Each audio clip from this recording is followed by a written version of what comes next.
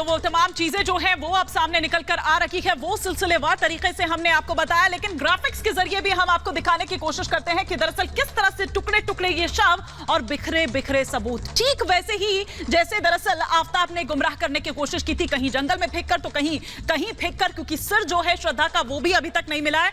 ऐसा ही ठीक पांडव नगर में हमने देखा ये दो आरोपी नंबर 1 पूनम जो कि मृतक की यानी कि अंजन दास की दरअसल पत्नी है, धर्म पत्नी है।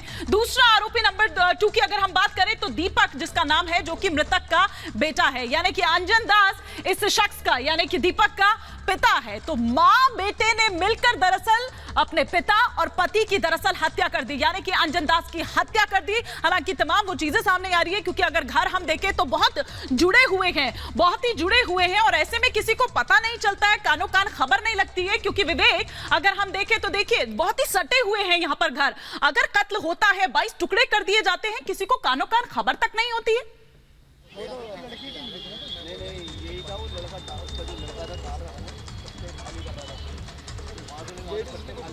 विवेक, क्या आपको मेरी आवाज आ रही है?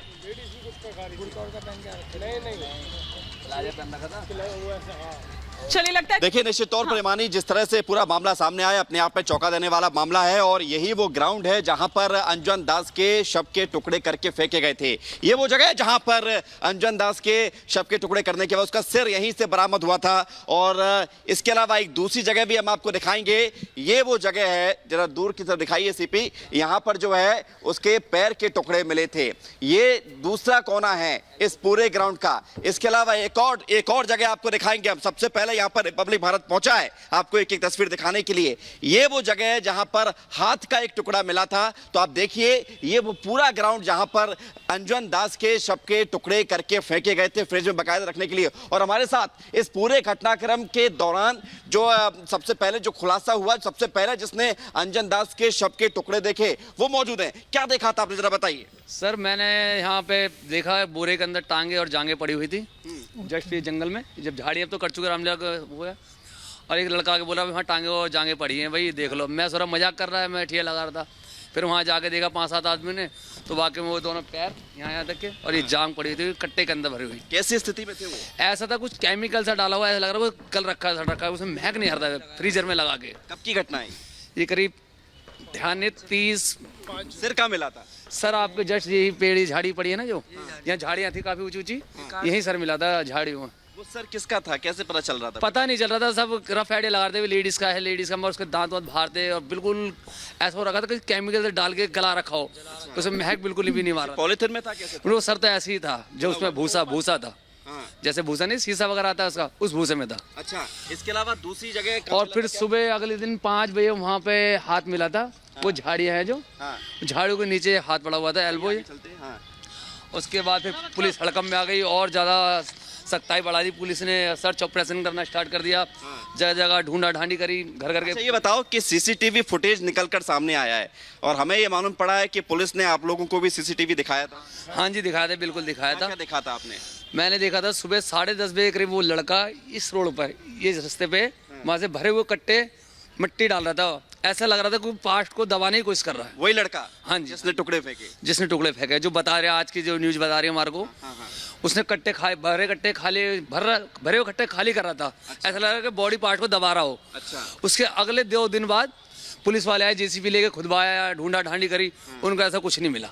ये पूरी घटना मई जून की है? हाँ जी 3 दिन लगातार चला था ये। 3 दिन लगातार। पहले दिन पैर मिले, दूसरे दिन उसका सर और उंगलियां मिली, और तीसरे दिन उसका हाथ मिला था झाड़ियों में। अच्छा, ये बताइए, ये सारे मानव अंग कैसी स्थिति में थे? रैपअप थे, किसी में बंधे हुए थे? जो पैर थे वो तो बोरे के कट्टे में थे, पीले जो सीमेंट का कट्टा होता है। और बाकी सर तक भूसे के अंदर था, और उंगलियां जो दीवार के किनारे थी, जो पन्निया में ले गए पुलिस वाले।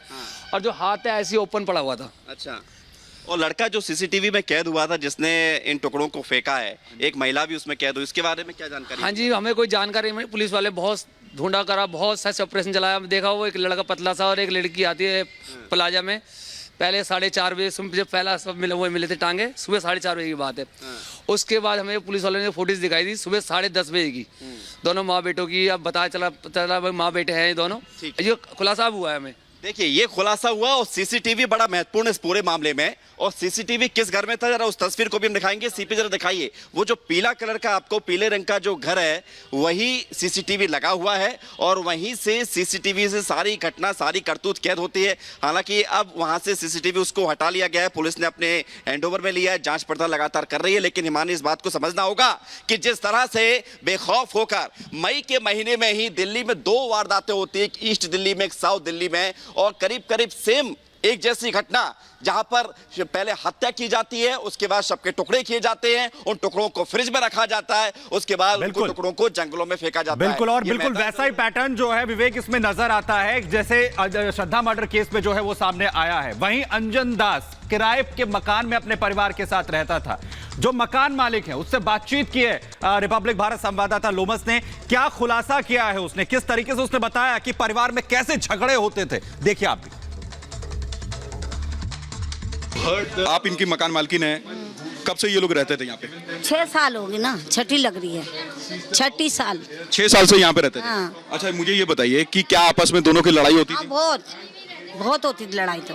पुलिस भी आई थी? पुलिस आई थी रात परसों कल।